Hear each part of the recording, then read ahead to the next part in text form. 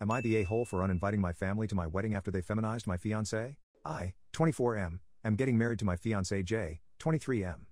My mother's family is very traditional and religious and always believed I would be marrying a girl and are having a hard time adjusting. Jay is a model. He oftentimes wear he'll model clothes on the more feminine side and no one has a problem with it. My family have seen some of the photos and have often joked that Jay is pretty enough to be a girl, which he would just laugh off as some joke. My grandfather has offered to pay for the suits. The deal was he would get an opinion when it came to what our wedding suits would be since they were paying. Jay and I went on different days. Fast forward, I'm going to go pick up the suits from my aunt's place. Right away, I can tell something's wrong.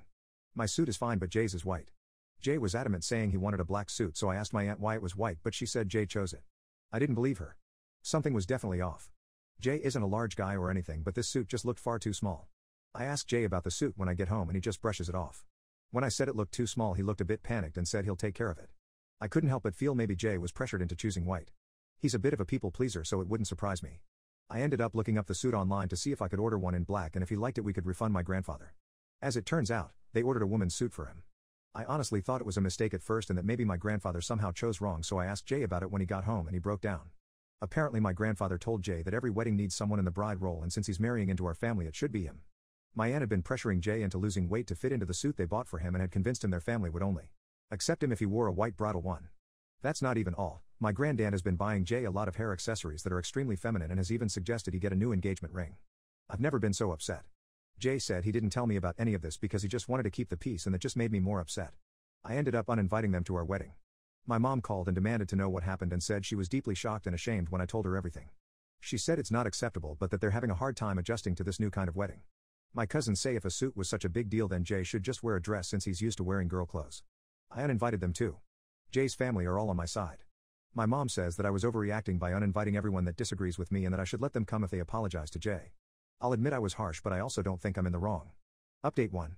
Jay and I ended up deciding that if my family apologized to him, they would be able to come to the ceremony, but not the reception. Jay was the one who suggested it and my mom was on board with the idea as well. We returned both suits and Jay's grandparents offered to pay for any we choose by ourselves, regardless of what they look like. They would even pay the shipping fees so they'd be here on time. Bless them. All the offenders, except for my cousins, ended up apologizing to Jay, but only my aunt looked somewhat genuine about it, especially after we explained the deal. I thought that would be it, but I was wrong. Yesterday we got a return on our deposit for our reception venue, the owners saying they ended up double booking and could no longer host us. Their policy says they can refund up to the week of an event. As far as the website says, the day is still free.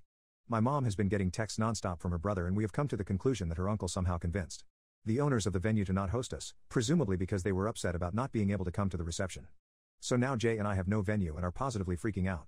We've been scrambling all day trying to find one last minute because we have everything booked and invitations sent out but no place for anyone to go.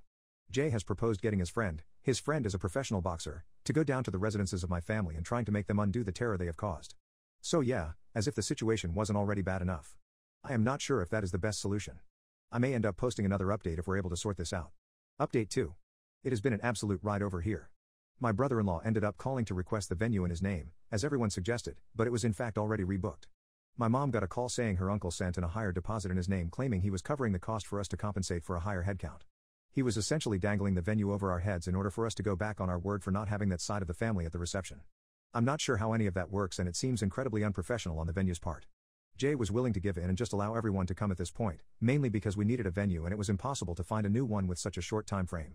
I was not, and given everyone's collective outrage on the original post, I had enough of them. They had been mean to Jay behind my back and insulted our relationship. They didn't deserve to celebrate our marriage. One of the groom ladies came to the rescue and offered up her small property about 30 minutes from the original site. Bless her. We transformed this place into something that somewhat resembles a wedding venue 2 days leading up to it. It looked really good at the end. It had somewhat of a rustic woodsy vibe, which Jay and I actually really liked. In fact, we liked it so much that we decided to have the ceremony there as well. One of Jay's cousins was officiating in the original location, had a refundable deposit as well, so it would all work out. The wedding was perfect and the greatest day of my life. Despite the pitfalls, Jay and I had a truly fantastic day.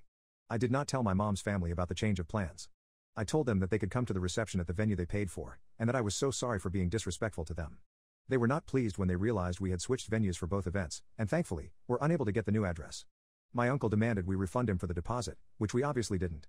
Jay and I blocked all of their numbers after sending them the early drafts of the wedding photos, which were edited so it looked as if I were wearing a dress just to throw them off. We've decided to go cold with all of them, something that we probably should have done a long time ago. My siblings have as well and my mom is sad. I still don't know why they chose to act the way they did, though some of their more creepy behavior has come to light. Neither of us are willing to go into depth on everything my family has done, but needless to say, I am fine with never speaking to them ever again. Jay said in a few years, he's open to maybe seeing them at any potential family events. He's far too kind. We have decided though, that when kids come into the picture, they will not have any contact with these people. And before anyone asks, everyone at the wedding left the original venue a harsh review. Was it petty? Yes, but none of us care.